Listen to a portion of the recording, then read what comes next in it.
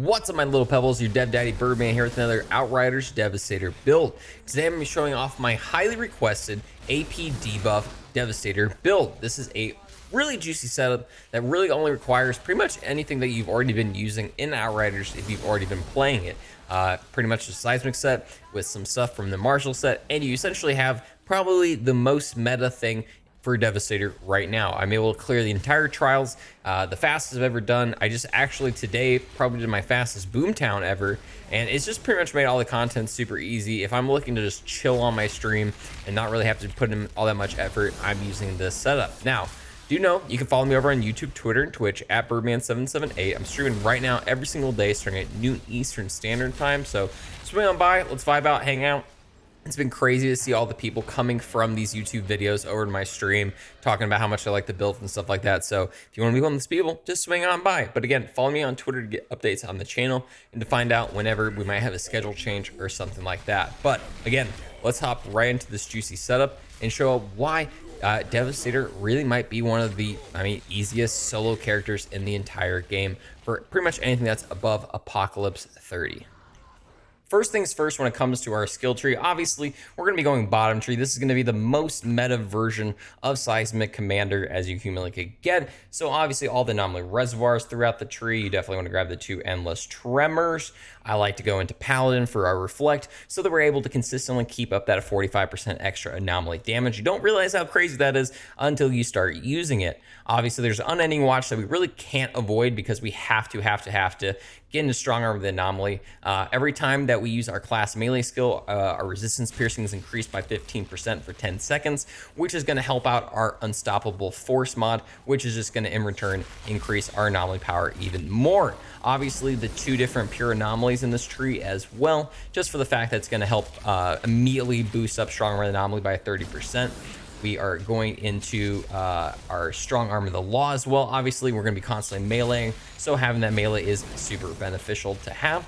I always like to go into Stone Circle just to increase the close range, there, just because it's really nice just to have it, extend that AoE around you that you just can't see so that you're able to get extra healing and all that fun stuff. I really do like Executioner as well for the extra 20% damage against targets that are below 30% health, especially bosses. This is really nice. 20% extra is always going to be juicy.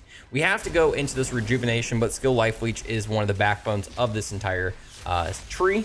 I really like Protected by the Anomaly with Skilled Sentry for that high armor and resistances that we get. And then obviously we're going to Earth's Heritage for that 50% extra boost to our Earthquake. Now, the big reason that this all works out so well is because of our Pax tree. First off, we're going to go to Impact Point for that 30% boost to our Seismic skill and Connect skill. So that's going to be Earthquake and Gravity Leap. That's based off of our anomaly power. So the higher you get that, the more bonuses those are going to get. Obviously punctured so that our Earthquake is consistently inflicting bleed without having to have that node for it on an armor piece. And also we're getting extra anomaly damage to those afflicted targets. We obviously love Earth and Shell, just essentially turns us into an unkillable wall. This has become the absolute backbone for survivability on Devastator. We really like Upheaval just for the fact it's able to give a little bit extra damage to enemies that are like almost dead, as long as that they're storing that 10% extra damage. It's just nice for just knocking off a few extra enemies if we have to. But the thing that really helps, especially with bossing, is multi-strike. 30% of your damage dealt by seismic skills is restored and add to your next seismic skill. The effect resets every time you release your stored damage. So this is insane, especially after you use Despair, just because obviously that first Earthquake is already going to do a lot of damage because of the ×2 that is going to be afflicted with Despair. But then you get that 30% extra added to the next one, which is still going to get a boost from Despair. It's crazy. That's why you're going to see like over 100 million hits with Earthquake sometimes, and especially when you are working in a group. I've gotten up as high as 800 million damage on Earthquake. It's absolutely insane.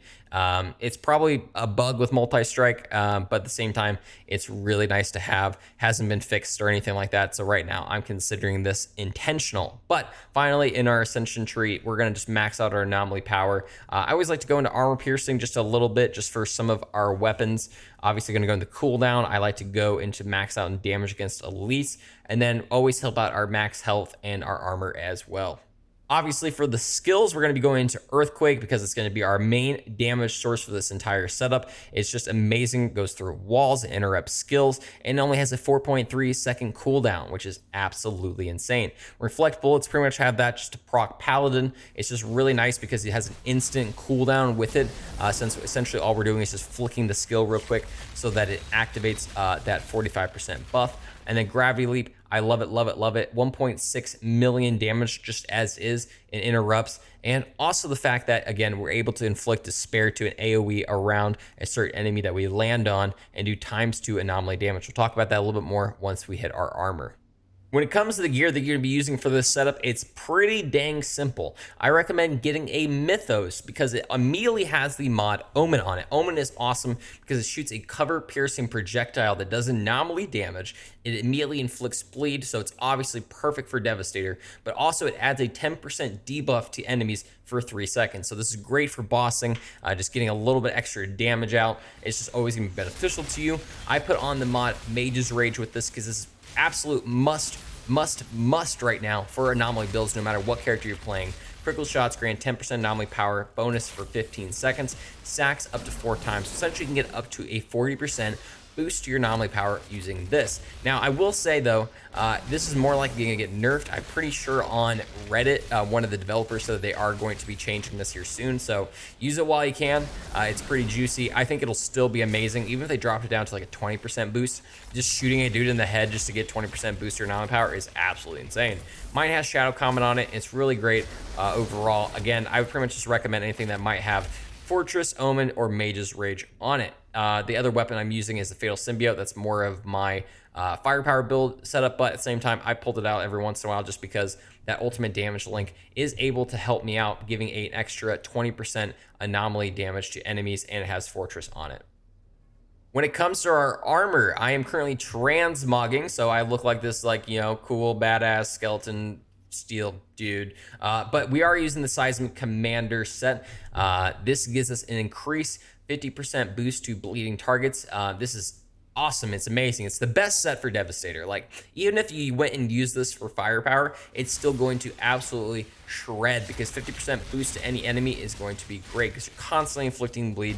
It's just really juicy. Now, to start with the helmet, I'm using a Ronin's just because it has that anomaly, cooldown, and status power on it. It immediately comes with Arms of the Anomaly, which is absolute must for any AP build right now. Again, I know I keep saying absolute must, absolute must. This is definitely one of those skills you have to have, because critical shots increase your anomaly power by 278,000. That's obviously going to change depending on your apocalypse level, but this synergizes perfectly with Mage's Rage because it's just giving you just a free boost to your anomaly power just for shooting a dude in the head a couple times. You don't even have to kill them. You just have to shoot them in the head a couple times. You just got to see yellow numbers, and then you have a huge boost. I had a Captain Hunter on there just to make sure that any elites are just going to get absolutely squashed. On mine, I currently have Anomaly Echo, so I'm getting that boost to my anomaly power just for activating skills. Really like having that all around. It's really juicy. Moving on to my chest piece, I am using Seismic Commander chest piece, anomaly, status, and cooldown on this.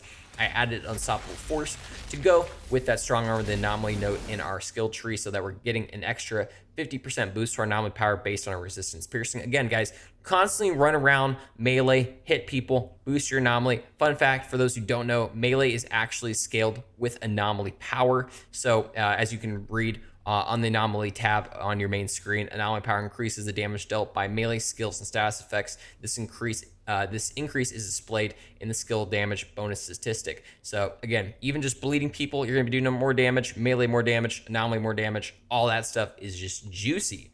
But I kept on Earth's Legacy for the extra distance on my Earthquake, and then the one I have on has an extra use of Earthquake on it. Moving on to my pants, I kept the Seismic Commander pants.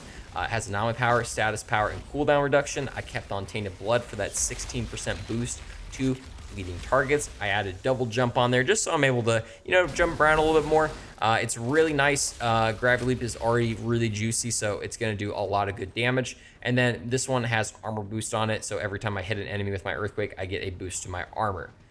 Going on to my gloves, I'm using the Seismic Commander gloves. This comes with max health, status power, skill, life leech.